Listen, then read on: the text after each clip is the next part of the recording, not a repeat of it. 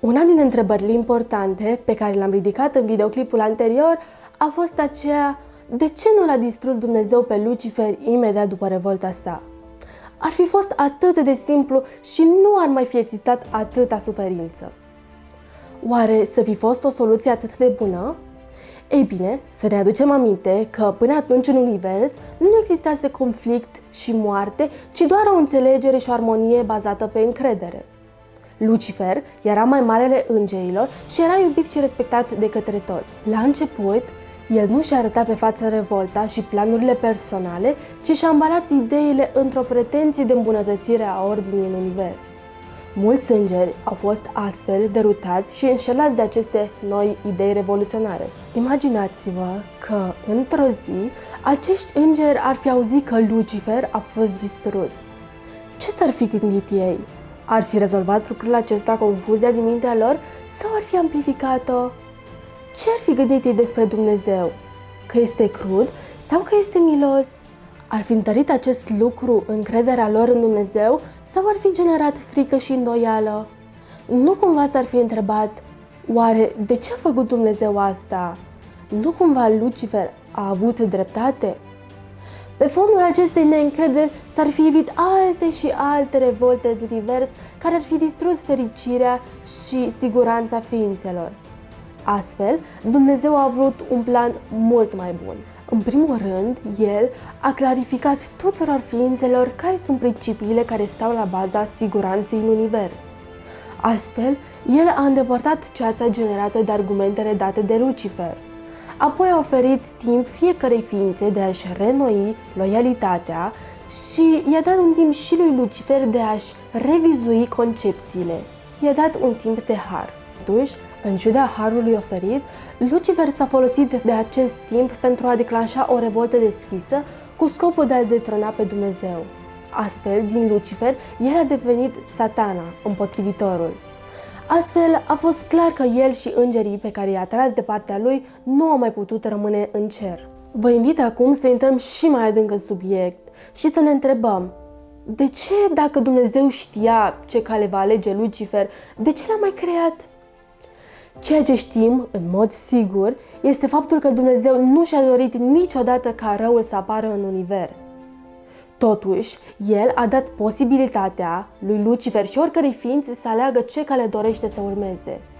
Dumnezeu nu dorește o ascultare din obligație, ci dorește o ascultare din dragoste, iar dragostea implică libertate.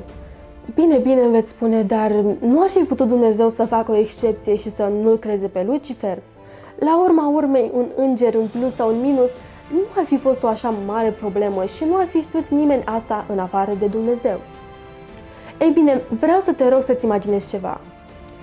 Ești într-un grup de prieteni, iar moderatorul discuției face o afirmație și invită fiecare membru al discuției să-și spună părerea. Tu te pregătești să iei cuvântul, însă moderatorul știe că tu ai un punct de vedere diferit și nu te lasă să-ți exprimi opinia. Ți se pare corect? Ce părere ai despre un astfel de moderator? Unde mai este libertatea de opinie? Ei bine, Dumnezeu nu este așa. El chiar oferă libertate. El a creat pe Lucifer, chiar dacă știa că la un moment dat va avea un punct de vedere diferit. Ceea ce mă uimește și mai mult este faptul că Dumnezeu a fost corect cu sine însuși. Gândiți-vă cât de ușor i-ar fi fost să taie de pe lista creației sale pe Lucifer și nimeni din univers să nu știe acest lucru. Dar Dumnezeu este integru.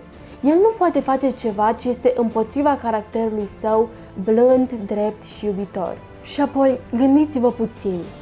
Dacă Dumnezeu nu l-ar fi creat pe Lucifer, credeți că de-a lungul timpului nu s-ar fi ivit alte ființe care să aibă un punct de vedere diferit? Asta ar fi însemnat ca Dumnezeu să-i taie de pe lista sa pe toți cei care urmau să aibă o altă părere? Nu ar fi fost corect. Este adevărat că, oferind libertate tuturor, Dumnezeu și-a asumat un risc enorm, acela ca până la urmă o creatură să se revolte împotriva conducerii sale drepte. Totuși, El a fost cel care a suferit cel mai mult și care și-a asumat responsabilitatea. El a venit pe pământ, a luat trup omenesc și și-a dat viața pentru ispășirea păcatelor. Astfel, a fost nevoie de o singură persoană ca păcatul să ajungă în univers și de una singură pentru ca noi să putem avea biruință asupra păcatului, și anume Iisus Hristos, Fiul lui Dumnezeu. Gândiți-vă la dragostea și înțelepciunea lui Dumnezeu. El a dorit să păstreze în continuare libertatea de alegere pentru toate ființele, dar totodată să arate unde duce păcatul și răul. Astfel, el le-a lăsat pe Lucifer un timp să-și dezvolte principiile, iar rezultatul îl vedem cu toții în jurul nostru astăzi: nefericire, boală și moarte. Astfel, Dumnezeu a găsit o soluție pentru totdeauna, astfel încât nicio altă ființă să nu-și mai dorească răul, care a costat viața Creatorului ei. Drag ascultătorule, Biblia ne spune că Dumnezeu va crea un pământ nou.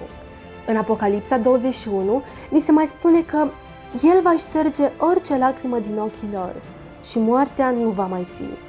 Nu va mai fi nici tânguire, nici țipăt, nici durere, pentru că lucrurile dintâi au trecut. Dumnezeu știe cu ce te confrunți, îți știe problemele și dorește să te ajute. El îți promite că dacă îl vei alege ca stăpân al vieții tale și dacă îl vei asculta din dragoste, atunci vei avea parte de viață veșnică și fericită. Eu una aleg să cred asta și doresc să fiu acolo. Tu ce alegi astăzi?